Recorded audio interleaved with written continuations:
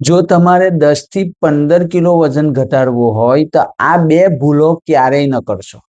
અને હું ગેરંટીની સાથે કહી શકું છું કે તમે આ ભૂલો કરતા જ હશો. પહેલી ભૂલ, જો તમને બરાબર ડાયટ ફોલો કરીને પણ ઈચ્છિત પરિણામ ન મળે તો હાર ન માનશો. મિત્રો, વજન વધારવામાં વર્ષો લાગ્યા છે તો તેને ઘટાડવા માટે એટલીસ્ટ થોડા મહિના તો આપો. ઉતાવળ ના કરો. ઓછામાં ઓછો 90 દિવસનો ટાર્ગેટ રાખો અને કન્સિસ્ટન્સી રાખો.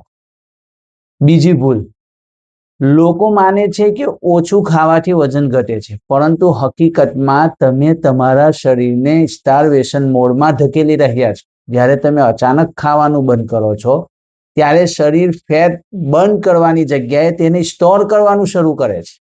કારણ કે શરીરને લાગે છે કે ખોરાકની અછત છે, તેથી તમારું મેટાબોલિઝમ સ્લો થઈ જાય છે અને વજન ઓછું થતું બંધ થઈ જાય છે. એટલે ભૂખ્યા રહેવાને બદલે હાઈ પ્રોટીન અને ન્યુટ્રિશન ડાયટ પર ધ્યાન આપો, જે તમને મસલ્સ અને ફેટ બંને ઘટાડવામાં મદદ કરશે. Thank you so much.